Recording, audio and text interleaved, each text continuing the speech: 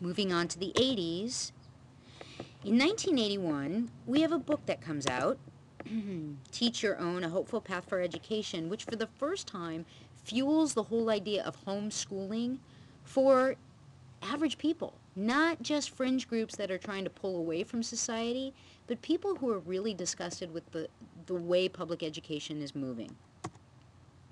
In 1982, Madeline Hunter puts out her Mastery Teaching book, and what this does is first of all, I have to say, one thing about Madeline Hunter is the woman was a brilliant businesswoman.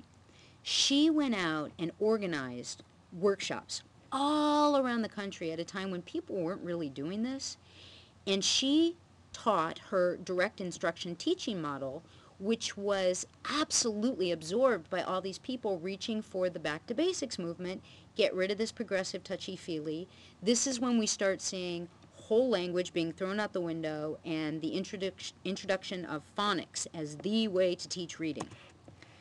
In 1982, we have the Board of Education versus PICO, where the Supreme Court ruled that books cannot be removed from a school library just because those school administrators deem their content to be offensive.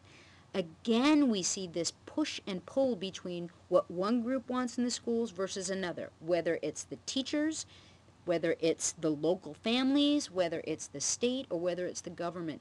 There's always multiple factions fighting for control in the schools. In 1983, something major happens. There's the publication of A Nation at Risk, which you see it's a GovDoc. Don't worry about it. I've got the URL posted in our chat thread for you to have a chance to go and look at it. This report scared the daylights out of the entire country. What it said was that public education was in utter disarray. We start seeing discussions about the TIMSS tests and students in the United States falling way behind everybody else in the world. And everybody just went off the charts nutso. What else is going on in 1983? Well, the economy is in utter collapse. Remember, this was when Japan was taking over, our car companies were going under, everything was in utter disarray. So people started screaming, we need tougher standards, just like we need in business. To keep American business afloat, they need tougher standards. To keep American education at the top where it should be, we need tougher standards. And we need more accountability. Those teachers, we need to rein them in so that they're held accountable for the work they do, just like we need people to do in business. See a pattern? The Back to Basics movement gains more steam than it ever has before. Hardcore, hard press, big time. And this moves us into the 90s, where something really interesting happens right off the bat. 1990, the Milwaukee Parental Choice Program, which was the birth of vouchers. And then, in 1992, we see the first charter school. This happens in Minnesota.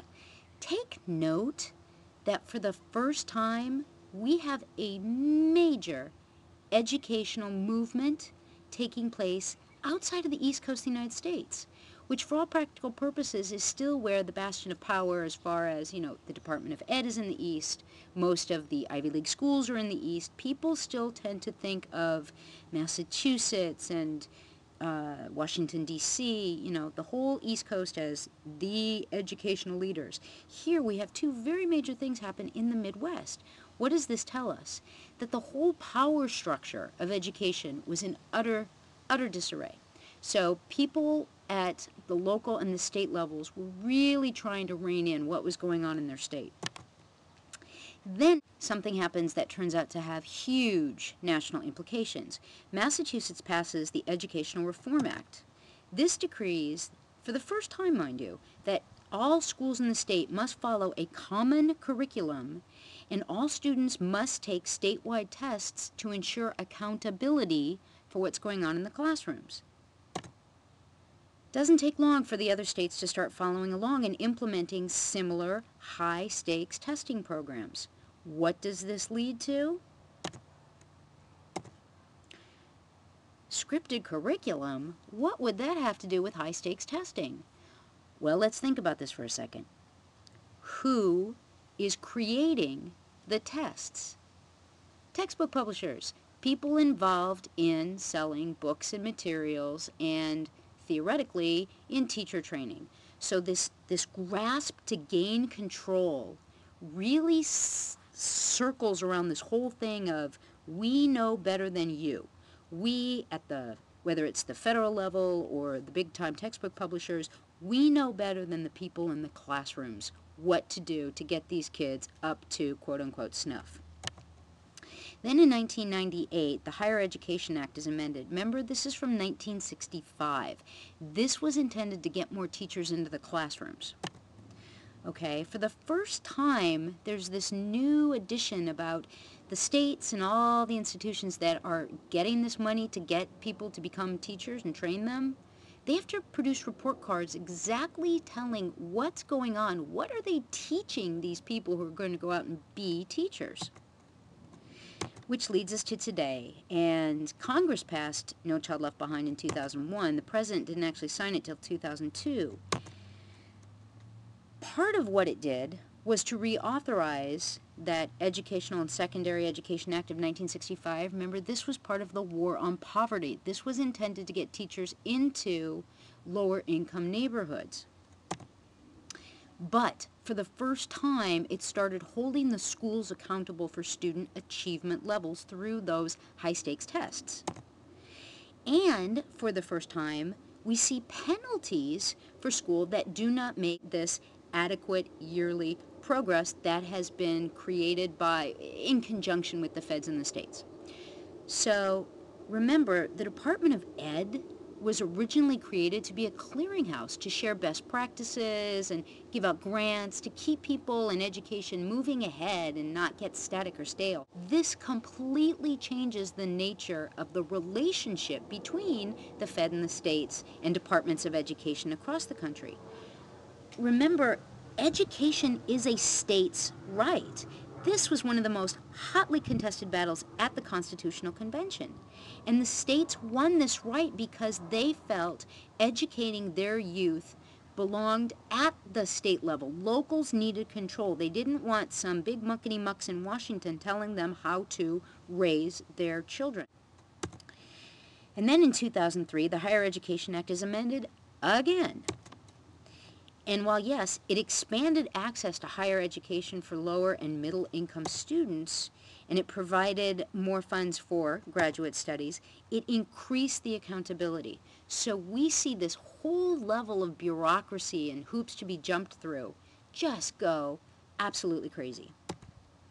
And then in 2007, the reauthorization of No Child Left Behind actually was vetoed by the president because he felt it exceeded his budget. Now remember, No Child Left Behind said that your students have to make yearly adequate progress, but it didn't fund the testing that went along with it. So money that before was being spent to get specialists in the classroom or buy new materials for the kids now had to go to pay for those tests that they had to do to keep getting the federal money. This made a lot of states very angry. So when they were looking at reauthorizing it, they tried to put more money in to help pay for some of this testing, but the president felt that it was just too darn much money, so he vetoed it. Which takes us up to 2008. We have a new president, and substantial changes in No Child Left Behind are expected sometime in 2009, but we're not quite sure what those are going to be yet. However, this Washington Post site is also in our chat forum, so don't panic that you have to write it down. It is a great source of information for what has been said so far by President Obama and his administration and what people believe is going to happen. But again, we're all still kind of just guessing. It's still new. What's going to happen tomorrow? I don't know. But I do hope that some of you taking this class right now will take it upon yourselves to be the leaders. Take the information you gain from this class, go back to your schools, and take a leadership role, whether it's quietly, informally, or you're willing to stand up and say, you know what, there are problems with education today, and I'd like to have this discussion. Thank you.